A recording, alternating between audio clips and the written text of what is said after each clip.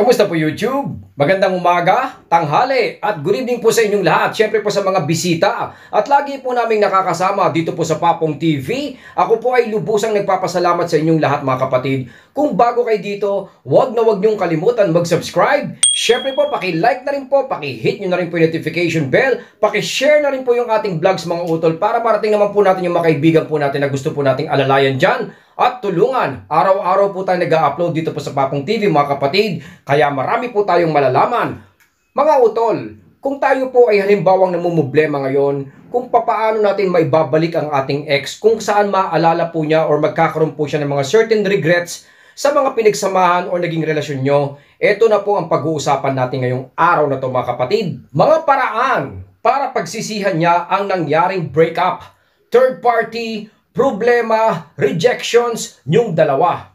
Ang hangarin na magsisi ang ex natin mga utol ay hindi po isang ABCD. Hindi po ito madali.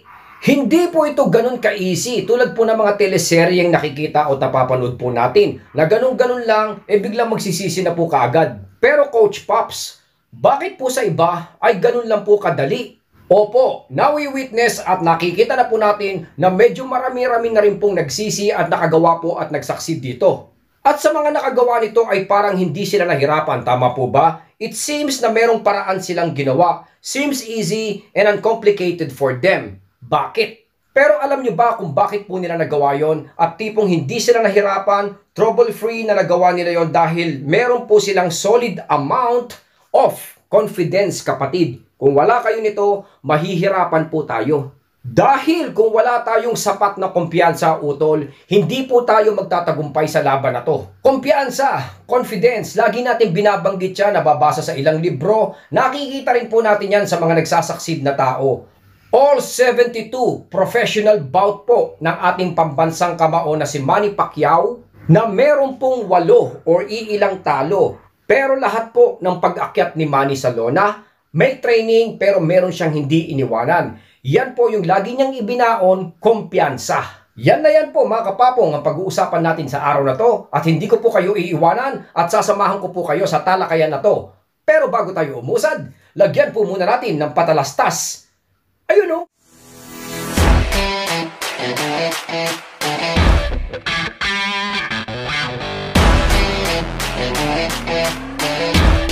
Welcome back at magandang araw po sa inyong lahat. Bago po tayo mag-proceed mga kapatid, gusto ko po muna sanang maglambing at imbitahan kayo na paki-like and follow naman po tayo sa ating Papong TV FB page. Dahil dyan po tayo naglalagay ngayon ng mga short video at mga latest update po sa ating channel. Mga utol, maraming salamat po ha. Pasyalan niyo po ako dyan sa Papong TV FB page. Usapan na po natin at wag na po natin patagalin. Sa ilang taon na rin po na naging kawal po ako ng mga problema sa relasyon, ito po ang madalas nating tinatanong sa sarili natin. Marami pong namumblema pero halos iisa lang o dalawa lang ang nakikita ko pong solusyon para makatulong po sa atin. Na kung maiintindihan, ma-absorb at magagawan po kagad ng paraan, mai-change po natin yung ating mindset, siguradong kahit yung napakahirap ng ibalik na relationship ay kayang-kaya pa rin pong baliktarin. Malamang na maibalik pa rin po ang isang relasyon or let's say magsisi nga po ang tao at maalala niya yung pinagsamahan nyo. Mahalin, maalala, or even pagsisihan nga po ng isang tao yung mga nangyari.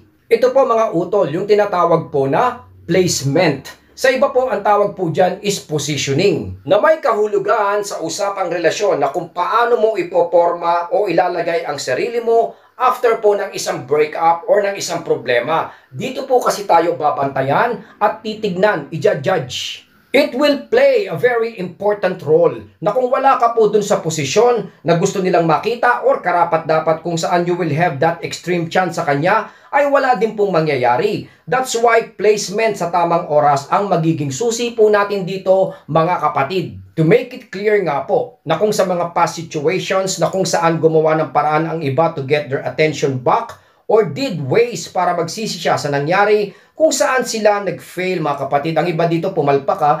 Ang iba nga po dito talagang hindi nag-succeed mga utol. It's because hindi nila nilagay ang sarili nila sa sitwasyon or position nga po kung saan magsisisi siya sa makikita niya. Kung wala ka doon kapatid, of course, kahit sino walang magsisisi doon. Ang isa na nga po dito ay yung malupit na paghabol, makiusap, ipursige na baguhin ang naging pasya. Yon ang mga dapat nating i-consider, kapatid. Lahat po ito ay maituturing na wrong placement, wrong position, poor direction, kapatid. At sa ganito ay hindi natin pwedeng asahan na magsisi siya. Kahit tayo po ang lumugar sa posisyon ng ex natin o yung taong gusto po nating magsisi, kapatid. Kasi po ang humabol ay malinaw na kontrolado ka pa niya. Siyempre pag ikaw ay nandyan at alam niyang kaya kanyang hawakan, kapatid, lahat ng kanyang sabihin ay susundin mo, ibig sabihin nun, unstable at kontrolado ka niya. Diretso na makikita niya sa atin ay wala tayong respeto at hopeless tayo, kapatid. Lagi ko nga pong binabanggit at halos lahat naman po ng dating at relationship coach ay nagpapahayag na kung gusto mong magsisi o bumalik siya sa'yo ay ignore him or her. Wag na wag kang magpapakita. Napaka-epektibo nito, kapatid, pero hindi siya ganun kadali at hindi rin po madaling maintindihan. Imagine na pumasok ka sa isang shop. For example lang po mga utol then sa shop, nakakita ka po sa entrance. Nakita mo dun sa entrance na may nakalagay na paalala. Nakalagay po dun, magsuot ng face mask para hindi po mahawa. Opo, malamang na sumunod tayo doon kasi patakaran ng shop. Pero alam kong mas makakatawag po ng pansin kung makikita mo sa entrance ang mga katagang, huwag kayong magsusuot ng face mask para mahawa po kayo sa COVID-19. Di ba utol, pag nakita mo yun ay makakatawag po ng atensyon. Siguradong magkakandara pa ka, baka nga 3 face mask pa ang isuot mo kaagad-agad. Automatically, mas may impact. Pero paano mo maihahambing to sa nangyayari sa atin?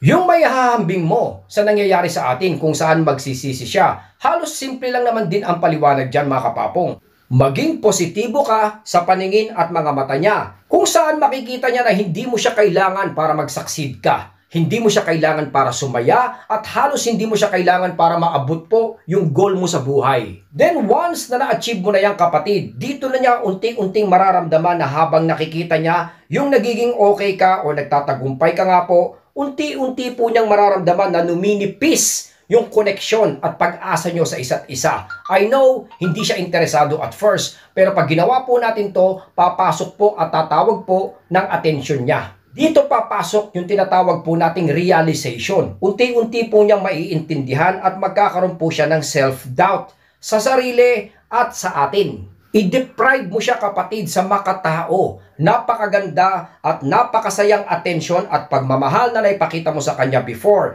Iba na kasi ang makikita at usapan kung positively maiposition mo ang sarili mo. Then iparamdam mo na hindi siya ang priority mo. Hindi katulad po nung una. A perfect example nito or scenario ay natutunghayan na po natin sa araw-araw. Nakikita na po natin sa ngayon. Yung for example, meron kang nakababatang kapatid. Tapos yung kapatid mo, syempre nakikita mo early in the morning or sa isang araw ay nagla-laptop, naglalaro po ng online games. Then after a while, ay dumating yung kalaro niya. Tinawag siya and completely took her attention. Nakita mo she's having fun sa kakalaro. Kaya lumapit ka at sinabi mong i-turn off mo na lang po yung laptop. At sayang po ang kuryente, total hindi na naman po niya kailangan. At that point, kapatid, ay makikita mo yung younger sister mo. Iiwanan yung kalaro bigla-bigla, mag-flare up at biglang magkakandara pa papunta po sa laptop para ituloy yung online games na iniwan niya kanina. Maririnig mo yung mga katagang, wag, at itutuloy nga po niya yung paglalaro. Kasi dito, naramdaman niya na if she will not do anything, mawawala yung opportunity niya dun sa laptop. Laptop na ginawa niyang option kung halimbawang magsawa na po siya sa kakalaro. Dito niya biglang nakita yung importance po ng online games na iniwan niya a while ago. Tama po ba? Strategically, mga utol, makukuha kagad ng laptop yung attention ng younger sister mo. Bigla-bigla. Same thing din po, mga kapatid, kung halimbawang naghain ka na ng lunch or dinner, siguradong makakarinig ka, tatawagin mo na yung mga kapatid mo o kapamilya mo, siguradong makakarinig ka ng salitang, wait, o meron magsasabi ng ganyan. Compare sa sinabi mong, o sige, diyan na lang kayo at wag na po kayong kumain. Siguradong magkakandara pa yung mga yan, patakbo po sa hapagkainan. Halos nakita mo yung difference at yung approach. For him at for her ay halos ganun din, mga kapapong. Pero kailangan ipakita mo muna yung benefits na pwede niyang ma-achieve by having you. And kung he or she will not comply or do anything about it, iparamdam mong hindi siya ang priority to win that situation, mga utol. Iparamdam mo sa kanyang maaaring may pag-asa ka, pero hindi ikaw ang number 1 priority, pumila ka. At pag nagawa mo na yan, kapapong, dito na niya makikita yung value mo at makukuhang magsisi, mga utol. Hanggat hindi natin nagagawa yung mga bagay na yan na ipapakita sa kanya na positive tayo, hindi po niya mararamdaman yung regrets, mga kapapong. Dahil bottom line, mahirap pagsisihan ang isang bagay that isn't really anything to get excited about. Wala namang bagay na na-excite eh. Kung halimbawang hindi exciting yung pupuntahan or matatanggap, ipakita muna natin yun kung gaano ka-importante yun. Same thing, halimbawa kung tayo ay tumatanggap ng mga alok sa online. Di ba kung halimbawa may nag-aalok niya, gusto niyo bang kumita ng pera, mga bagay na ganyan, di ba? Napapansin niyo po ba yung strategy na hindi kagad kayo nire-replyan ng kausap niyo sa chat? First 5 person na magme-message sa akin ay bibigyan ko ng negosyo, something na ganyan, ano? Mapapansin niyo, nag-message ka na kagad, ikaw yung pangalawa. Ang bilis mong sumagot. Pero mapapansin mo, hindi ka kagad nire-replyan, kapatid. It took like 10 minutes or even 30 minutes, even 1 hour. Parang hindi siya masyadong interested sa'yo. Bakit? Ini-stimulate niya yung interest mo, kapatid. Habang kasing ginagawa niya yon, dun ka na-excite, dun ka nag-iisip-isip kung magkano pera kikitain ko, kung ano kayang klaseng scheme to o negosyo, doon yun, kapatid. Not unlike kung halimbawang ibinigay na niya sa'yo kagad, walang excitement. Same thing din po yun sa taong gusto po nating magsisi. Hindi siya magsisisi, kapatid, kung wala siyang nakikitang excitement dun sa pupuntahan or gagawin niya. And pag nakita na po niya yung positive change, huwag mong ihain at ialok sa kanya. Hayaan mong magsisi at paghirapan niya to, kapatid. Hayaan mo siyang magsisi na sa ngayon, ikaw ay nasa positive position. At siya naman ay wala na sa posisyon kung saan madali para sa kanya before. At once nakita na po niya yung excitement at positive sa inyo, mga utol, siya na po ang kauna-unahan na magsisisi dyan.